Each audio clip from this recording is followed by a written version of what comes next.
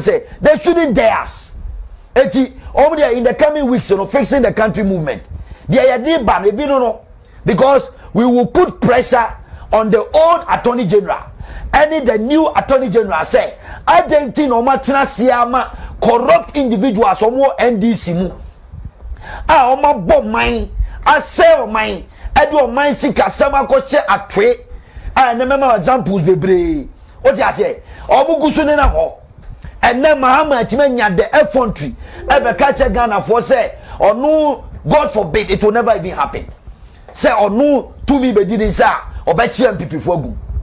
Look at this. Because, yeah. What did them catch on? I say, it's fixing the country movement. Yes, so we are MP. No, I did double salary. Now we are NDC MP.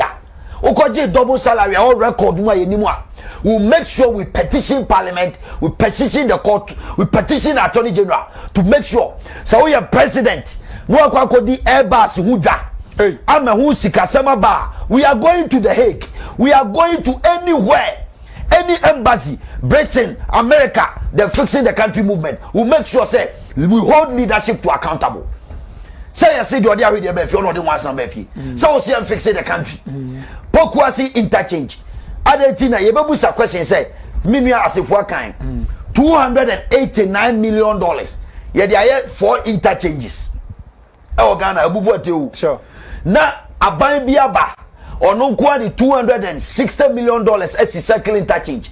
We will probe say Adentina contract ye dey ma so sourcing. Na ye Queiroz Gavayo, one of the company or the most corrupt company on Mahama de circle interchange man. You better question that. Then those mean compus now mutona or muye dedeno. Mahama and when you dedeno, Kasano, we will hold leadership to accountable in this country. Okay. See, I better started from somewhere. Because Ghana I see and fix here. There are people who destroyed this country.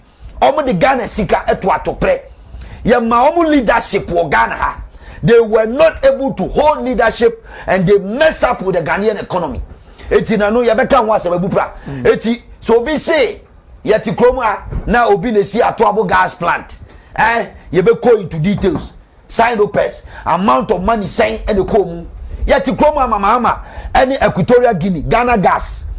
Ya kosa contract say omo mre LNG gas. LNG gas ne another form of gas etimi compress it. Almost signed $2.5 billion. Mahama time, $2.5 billion. Kufuado buy or the same contract, yes, I can renegotiate here. And my yet so my $1.5 billion. And this is the man who is talking. This is the man who is telling us, say, or no mum, and the effrontery.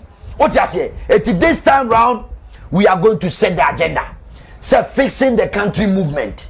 Yes, say, the only swadi want to say, ye nim say Ghana, the entire ye mind way a kufuado bre, our mind no entimin konanim, a kufuado, COVID-19 yen sabuakwa, any nyoma, otubidi ya komano, and peniphobia babe disika in the previous administration. Ama omudu mind sika sem atwa dencheche, your president tibia, okoto plane na, Airbus huda. Ako PM wo English abrochimam ama yesi ni nua edi mu bi ama hu sunsanso aba ye bebusa questions ye be kwa abrochimam ni aka say asem no mu di ye na sunsanso ye pese Ghana authorities no ye put pressure on them say demonstration ground na de be na adodan kwa Kufuado no make sure say John Mahama say jail kra eso ko na what your man sika de na eso ye and what your man sika na na mo a Airbus alone should take Mahama to jail. Airbus alone should take Mahama to jail.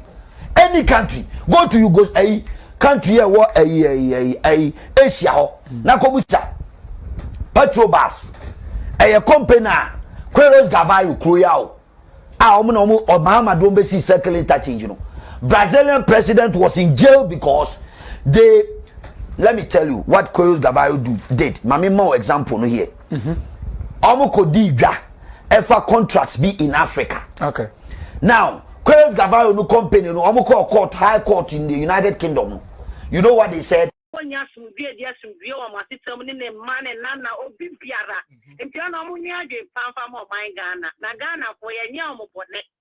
Muko Giskana Najua, a Viana Captain Smart when near say.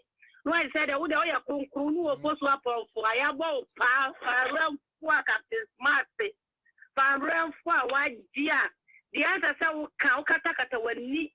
Now to your men, Yomudi Gusso, a vampire Gusso now be soon. There is two Captain Smart Bessu. There is one says who's Captain Smart, and yes, Papa's old teaching when Yas, Bemo teaching and Yas is true. Ever soon throws two. The good Ghana, so while we are idea we now for dying the Captain Smart, I am told. Ghana for sound, I am so send away no more for about. But for their sins, Captain Smart.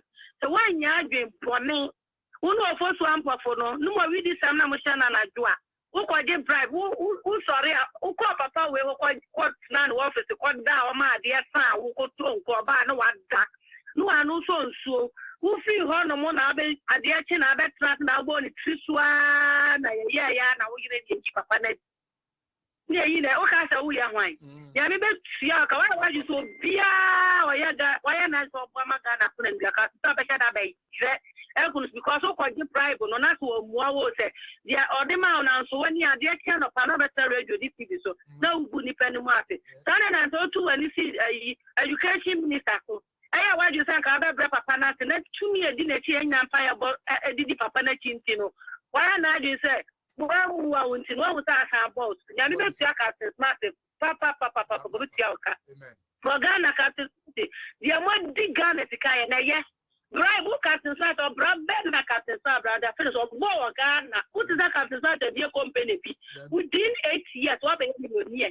Casa can see a good fee, and I can see a cognac, which I your friend is King Solomon, the farm. Our Bible Munkonyahu. I don't know, I'm sorry, I won't show. Would be Bonia, none of my Papa Manu, the Grand Adu. More one would that play roasting in our journalist, and this is what Tiamoka. Every weekly, every student a monthly. Yes, Tiamoka Captain Smart radio station. Macoma 500 and something. And then this is what Tiamoka, the whole Ghana. Mwana yani muni na emre never so what is. Amudi amuse munkwa amuse fish interesting. Na nkwala ya maame mwa wo mo bra yenye mo bra wa ye de hia kwa ye ni bia nyame adom. Yenya papa na kufu ado ogefo so beje Ghana. Na on free so anka ye kai ku bom tanka within 20 years no at least Naka Akwalebia, not a household, every household behind educated one person, educated person, you feel mama. The be aircraft name, our treasure, Mamma, Nanan Papa. There be on yes, I may kind buy me can radio and I think see news, and I may kind your friends a newspaper. And yes, I know the other catch them, I am trying to tell. And nothing I'm watching Ghana and Dash say because of Munkwamudi. Who Captain Smart there, senior uncle Pompey, I used to spend all for I want you that. The way Yanman Sakra Margin, Mamma Ghana, one Antono, somebody a bra Captain Smart, who yasu get yasu, who never be down yassi. Yeah, my Mahama so. Your friend is a Philip. That of Mahama, Ghana for the pout show. The way you be a yes, your pout show. A year and 3 mother chain, and Tinon. Yapa chop Mr. Mahama, Pagana 40 yard, 1 minute, yes, what made this can be a so no, we have to be out of photo. Yapa Mahama, when you're Figana, who will Bushia. Maybe who December to tell a crown what for cry, Yamada, who Ghana, not one dog Ghana, so bad Ghana a year, not Ghana Dacha on it, Munya, no woman on the Pagana, is Archie Pepe. And I Chese, Mahama says, Equator, maybe I know better than I know what Papa and they said they were not away innocent. Oh, my dear, they said, Mahama, copper, she, I obey free